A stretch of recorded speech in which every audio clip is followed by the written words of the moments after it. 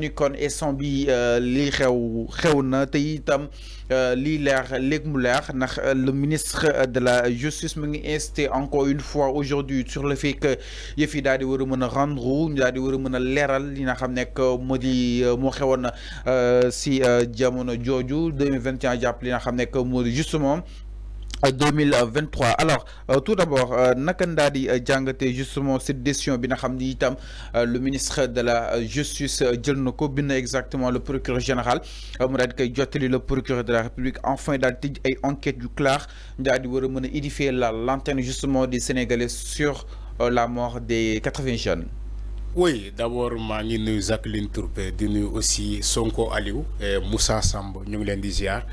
Alors loolu c'est une longue traversée boo xamante ne Sénégalais yi dundoon nañu ko depuis 2021 mu doon loo xamante ne lu métier la woon ci askan wi ñu gis des jeunes donc à la fleur de l'âge qui ont été abattus donc dans ces scènes de violence par la simple raison ni que xale yooyu dañ demoon di réclamer seen droit parce que quand même le droit à marche, c'est un droit qui existe dans la constitution sénégalaise. Ça, c'est un fait.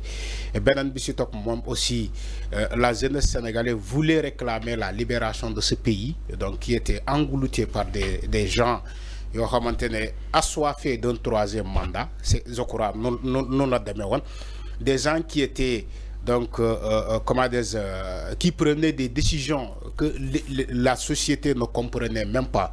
Donc xale yi jàpp ni que il faut donc c'est une nécessité aussi de sortir et de manifester donc ci moment yooyu et aussi ñu rax ci loo xamante ne ils ont voulu faire à un opposant Ousmane Sonko bëggoon ko teg donc beneen affaire boo xamante ne parce que il avait simplement donc le droit de s'opposer au régime qui était là Macky Sall.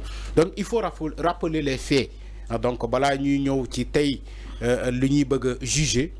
Parce que aussi c'est des faits yoo xamante ne amoon na fii te parce que fàtte aussi xaju fi c'est ça la réalité donc bu ñu ñëwee tey ci la chose justiciable mooy maanaam ñu ubbi ay enquêtes donc pour mën a topp ñoo xamante ne ñoom ñoo defoon ñaawteef yooyu je crois que sénégalais yi ñoo ko doon réclamer depuis fort longtemps depuis belle lurette comme on le dit les sénégalais réclamaient justice.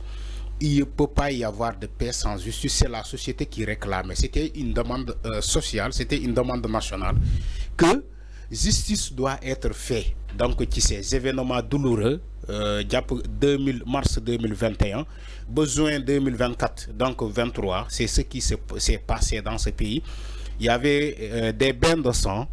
Il y avait même des justifications colossales. Ni que oui, on n'a pas fait ceci, on n'a pas fait cela.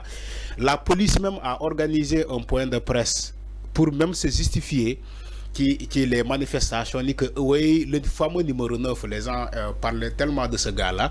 Le fameux numéro 9, les Sénégalais réclamaient ce fameux numéro 9-là. D'où il appartient. Tantôt on nous dit qu'il appartient à la police. Tantôt on nous dit que ce fameux numéro 9 était un nervi. Même la police a essayé même de camoufler le gars, d'où il vient. Et la police disait que Wadi Bokul Tignom. Alors, au soir de cet événement, au soir de cette justification de la police, on a vu un média français comme France 24. Ils ont utilisé les mêmes images, les mêmes vidéos pour expliquer la lanterne de toute l'opinion internationale ni que le fameux numéro 9 effectivement il est descendu d'une voiture supposée appartenant à la police. Donc on a vu les vidéos. La réalité, il faut parler de la réalité. La réalité, moi, le gars, il a été filmé avec des téléphones de la société. Moi, des Sénégalais qui ont pris le soin de prendre leur téléphone et de filmer les événements. C'est pas la police qui a braqué, même s'il y avait des caméras partout dans la rue, mais les images qui circulaient dans les réseaux sociaux, il faut le dire encore une fois, moi, les Sénégalais, nous avons une caméra, un téléphone, de filmer donc ces événements-là. Muno génné ay images yo xamantene sénégalais yoruñu ko. C'est ça le premier problème. Il s'est trouvé que la population même avait les images parce que ñom ñoy taxaw ci sen balcon di filmer ces scènes de violence.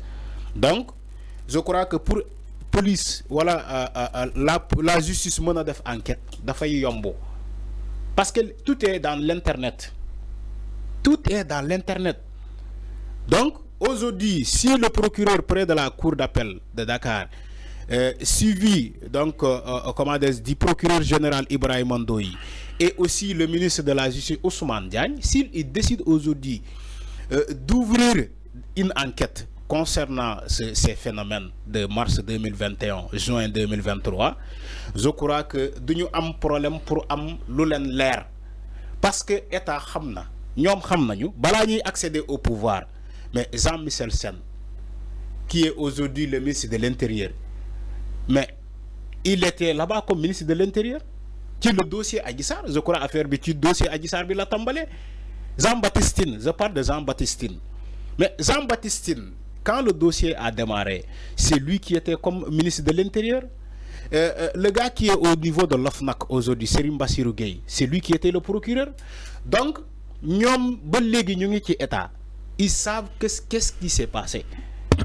Le gars qui était là comme ministre de l'Intérieur, Jean-Baptiste, il est aujourd'hui reconduit à ce même ministère. Serigne Bassirou Gueye, il est au niveau de l'OFNAC. Il sait comment les événements là ont commencé. Comment les gens ont tué des Sénégalais dans ce pays. Le haut commandement de la gendarmerie, Moussa Fall, il est là, Demoulfen. Le haut commandement aussi de la police nationale, YAG, il est là, Demoulfen. Même si ils ont été remplacés tout simplement, mais ils sont là. Donc, état lumu bëgg xam da koy xam. S'ils décident aujourd'hui, je crois qu'ils sont dans ça. Ñu ngi ci dossier bi, ñu ngi ouvrir ay enquêtes. Légui éléments yi jeex parce que ñakul ni que on a des informations ni que dossier bi danaka yamb na, danaka paré na. Ils vont procéder à des auditions, ils vont procéder à des arrestations, peut-être qu'ils vont suivre après les auditions. Mais ce qui veut dire que dossier bi amna liguey bu am solo bu ñu liguey ci dossier bobu. C'est vrai que les gens dañ doon tok di mbubo di lakatu ginaaw la loi d'amnistie di dit que ouais loi d'amnistie mo ñew way protéger ces gens-là, loi d'amnistie tank baangi fi, loi bi tank baangi fi duñu convoquer kenn, duñu convoquer nit, duñu japp nit. Des députés même de Benno Bokk Yaakaar le disaient à l'Assemblée nationale, les Aïssata Tall Sall, tout ça. Pour ñom ñi defoon ñaawte fi ils ont été couverts par la loi d'amnistie alors que ñom xamuñu ni que duma né sax xamuñu parce que xam nañu ñom ñi défaron loi bi même Aïssata Tall Sall qui était garde des Sceaux mom xam na ni loi d'amnistie bi la loi ne couvre pas des faits de barbarie, des actes contre comment de traitement inhumain, donc des crimes contre l'humanité. La loi d'amnistie ne couvre pas ces crimes-là. Contrairement ou bien selon les dispositifs de la convention internationale qui a été ratifiée par ce pays, ni que cette loi-là ne peut pas couvrir ces crimes-là. Nous avons am information parce que ce sont eux qui ont défendu donc cette loi d'amnistie. Je parle de Aïssata Tall Sall ak ay ñoñam xam nañu baax li may wax. Alors suñu taxawé tay di vouloir jéem a manipuler sénégalais di naan way tant que loi baa ngi fii way duñu top duñu japp ñoo xamantene ñoo defoon ñaawteef boobu ñoom ñoo rayoon xale yi.